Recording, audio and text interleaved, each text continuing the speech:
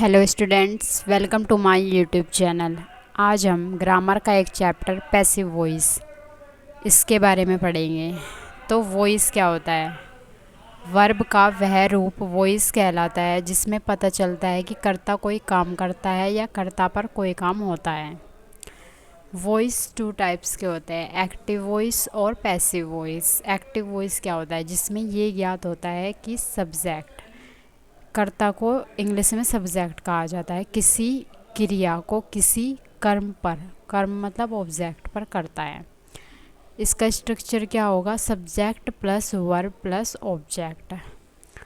Passive voice, passive voice क्या होता है? जिसमें ये ज्ञात होता है कि कर्म ऑब्जेक्ट पर किसी क्रिया का प्रभाव पड़ता है। इसका स्ट्रक्चर है object plus helping verb plus verb की third form plus by plus subject. अब है uses of passive voice. Passive voice के प्रयोग। फर्स्ट, जब क्रिया स्वतः नहीं होती बल्कि उसे किया जाता है। Example, T is grow both in Assam and Ceylon. चाय को आसाम और सिलोन में उगाया जाता है, तो ये काम स्वयं नहीं होता, इसे किया जाता है, तो यहाँ पर पैसिव वॉइस का यूज़ होगा। सेकंड, जब क्रिया महत्वपूर्ण हो यानी घटना। Example, he was rushed to the hospital where he was declared dead.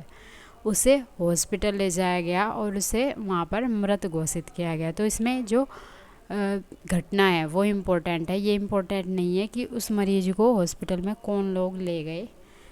तो यहाँ पर हम पैसिव वॉइस का यूज़ करेंगे। थर्ड, जब कर्ता का पता नहीं हो या ये महत्वपूर्ण नहीं कि कर्ता कौन है।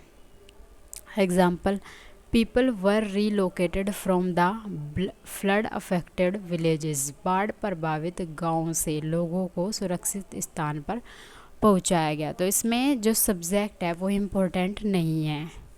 फोर्थ, हैपन एंड एग्री हमेशा एक्टिव वॉइस में आते हैं। Example, what was happen. तो इसमें वाज आ गया, इसका मतलब ये एक्टिव वॉइस नहीं होगा।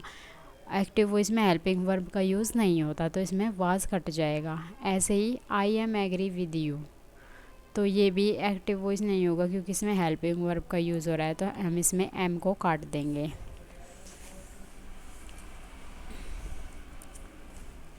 Fifth, situated and taken aback हमेशा पैसिव वॉइस में आते हैं। Example, Delhi is situated on the bank of river.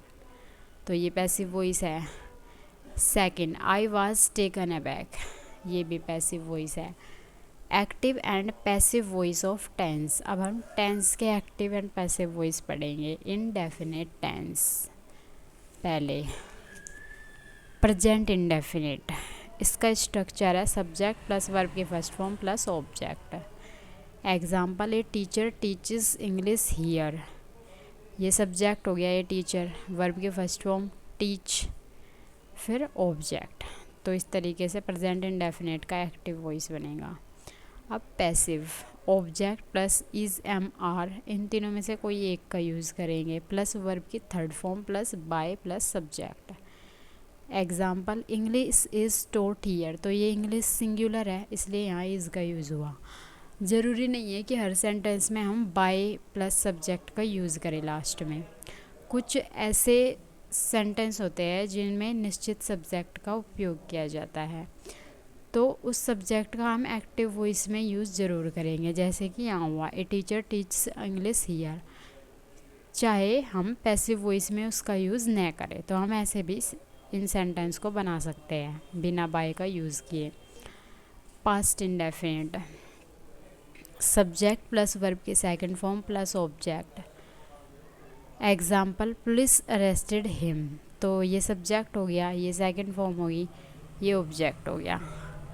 अब इसका passive voice, object plus was या वर्ब प्लस वर्ब की third form plus by plus subject. तो ही वाज अरेस्टेड, तो इस तरीके से बनेगा ये। फ्यूचर इंडेफिनिट, सब्जेक्ट प्लस सैलिया विल प्लस वर्ब की first form plus object. Example, I will not tolerate this nonsense.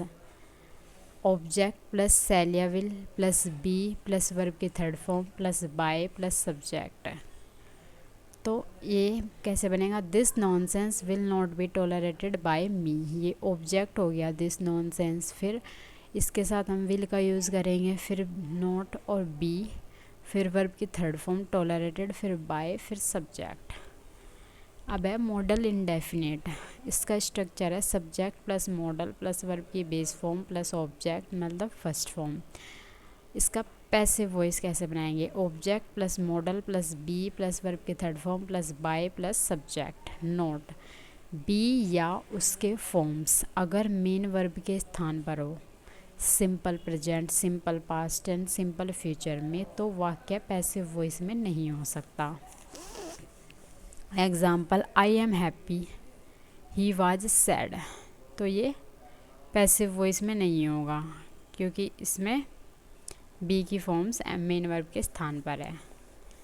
Continuous tense, present continuous,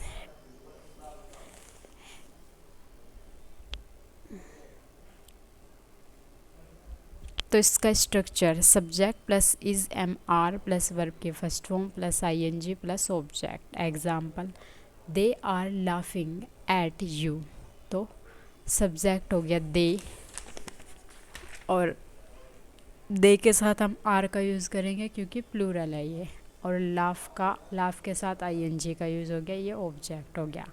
अब इसका passive, object plus is am are plus being plus verb की third form plus by plus subject, तो object हो गया you के साथ हम are का यूज़ करेंगे, फिर बीइंग, फिर वर्ब की थर्ड फॉर्म लाफ्ड, फिर एट बाय, ये सब्जेक्ट हो गया them. Past continuous, subject plus was या वर्ब प्लस वर्ब की first form plus I N G plus object. तो example, you were not taking the exam seriously, तो इस तरीके से बनेगा ये। अब इसका passive voice, object plus was या verb plus being plus verb की third form plus by plus subject. Example, the exam was not being taken seriously by you, तो ऑब्जेक्ट द एग्ज़ाम हो गया ये, फिर इसके साथ वाज का यूज होगा नॉट, फिर बीइंग, फिर वर्ब की टेकिंग का टेकन, फिर सीरियसली बाय यू, ये ऑब्जेक्ट सब्जेक्ट आ गया इसमें यू लास्ट में। Future continuous, subject plus shall या विल प्लस वर्ब की base form plus be plus verb की first form plus I N G plus object, ये होगा फ्यूचर कॉन्टिन्यूअस का स्ट्रक्चर। फ्यूचर कॉन्टिन्यूअस का पैसिव वॉइस नहीं बनाया जा सकता, हम सिर्फ इसका एक्टिव वॉइस बना सकते हैं। मॉडल कॉन्टिन्यूअस एक्टिव का structure, subject plus modal plus be plus verb के first form plus I N G plus object. Modal continuous का पैसिव वॉइस नहीं बनता, इसका भी हम पैसिव वॉइस नहीं बना सकते।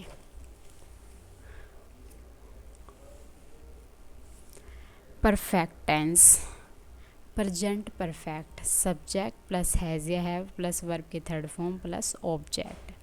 Example, who has seen him, तो इसमें जो सब्जेक्ट है वो हु, फिर हैज़, फिर वर्ब की थर्ड फॉर्म, फिर ऑब्जेक्ट। अब इसका passive voice, object plus has या have plus been plus verb की third form plus by plus subject. ये सेंटेंस इंटेरोगेटिव है। बाय, तो हु को हम बाय होम में चेंज करेंगे जब पैसिव वॉइस बनाएंगे। अब इसके साथ हैज़ का यूज़ होगा, फिर सब्जेक्ट आ गया, फिर बीन, फिर वर्ब की थर्ड फॉर्म, तो हम इसे इस तरीके से भी बना सकते हैं, ना कि स्ट्रक्चर के हिसाब से। Past perfect, subject plus had plus verb की थर्ड फॉर्म प्लस ऑब्जेक्ट। अब इसका passive voice, object plus had plus been plus verb की third form plus by plus subject. Future perfect, subject plus modal plus have plus verb की third form plus object. अब इसका passive voice, object plus shall या will plus have plus been plus verb की third form plus by plus subject. अब modal perfect, subject plus modal plus have plus verb की third form plus object, object plus modal plus have plus been plus verb की third form plus by plus subject. Note first, कुछ ऐसे verbs होते हैं जिनके बाद fixed preposition आते हैं। known to, surprised at, amazed at, astonished at, startled at, vexed at, annoyed at something, annoyed with somebody, contained in, embedded in, crammed with, decorated with, filled with, ornamented with, thronged with, tired of, engulfed in. Example the fire engulf the building, तो ये starting में आ गया the building was engulfed in the fire, तो engulf के साथ हम in preposition का यूज़ करेंगे। नोट सेकंड, सरप्राइज्ड एट, अगर कुछ ऐसा घटित हो जो अपेक्षा के विपरीत हो। Example I was surprised at his behaviour, तो ये अपेक्षा के विपरीत है कि मैं उसके बिहेवियर पर बिल्कुल आश्चर्यचकित हूँ, तो इसमें हम सरप्राइज़ के साथ ऐट का यूज़ करेंगे। सरप्राइज बाय, अगर कुछ ऐसा घटित हो जो अपेक्षित ना हो, जैसे आई वाज सरप्राइज्ड बाय, मैं उसके रिजल्ट से आश्चर्यचकित था, तो ये ऐसा अपेक्षित ही नहीं किया, तो तब हम सरप्राइज्ड बाय का यूज़ करेंगे। अब है WH question, yes no type questions का passive voice active. Have you broken the plate, तो ये यस नो टाइप इंटरोगेटिव है। अब इसका पैसिव वॉइस कैसे बनाएंगे, जो ऑब्जेक्ट है वो स्टार्टिंग में आ जाएगा और इससे पहले हैज़ का यूज़ होगा, ना कि हैव का, क्योंकि यहाँ यू था इसलिए हैव का यूज़ हुआ। फिर बीन, फिर वर्ब की थर्ड फॉर्म, फिर बाय, फिर सब्जेक्ट। अब इन यस नो क्वेश्चंस के पहले इंटेरोगेटिव वर्ड जोड़कर देखें। Example active voice, Wahe have you broken the plate, तो अब इसका पैसिव वॉइस क्या बनेगा, वाहे ऐसा क्या ऐसा ही, फिर हैज़, फिर द प्लेट, फिर बीन, फिर ब्रोकन, फिर बाय, फिर सब्जेक्ट आ गया लास्ट में। यह नियम वाहे, हाउ, व्हेन, वेयर, वाट आदि के साथ लागू होते हैं, किंतु हु या हुम के साथ नहीं। Active voice, who wrote the Ramayana, तो इसका पैसिव वॉइस क्या होगा, by whom was Ramayana written. अब active, who have you invited, तो इसका passive, who has been invited by you. तो हु को तो हम बाय हुम में चेंज कर देंगे और हुम को हम हु में चेंज कर देंगे। इम्पेरेटिव सेंटेंसेस विद ऑब्जेक्ट, जैसे शट द डोर, तो इसमें ऑब्जेक्ट भी है, तो इसका रूल होगा, rule first, let plus object plus be plus verb की थर्ड फॉर्म। अब इसका हम इस तरीके से बनाएंगे पैसिव वॉइस, तो लेट ऑब्जेक्ट द डोर, फिर बी, फिर वर्ब की थर्ड फॉर्म शट का शट ही होगा। अब इसका second rule, you are ordered या रिक्वेस्ट या forbidden ETC plus 2 plus verb की बेस फॉर्म प्लस ऑब्जेक्ट। तो इस सेंटेंस में शट द डोर ऑर्डर दिया जा रहा है, तो हम यहाँ यू आर ऑर्डर्ड कर देंगे, फिर 2, फिर वर्ब की फर्स्ट फॉर्म मतलब शट ही रहेगा, फिर ऑब्जेक्ट द डोर। तो ये 2 रूल है इस सेंटेंस को बनाने के। अब without object, example go away, तो इसका रूल होगा यू आर ऑर्डर्ड या रिक्वेस्ट या forbidden ETC plus 2 plus verb की बेस फॉर्म प्लस ऑब्जेक्ट। अब you are ordered to go away. Moral suggestion, help the poor.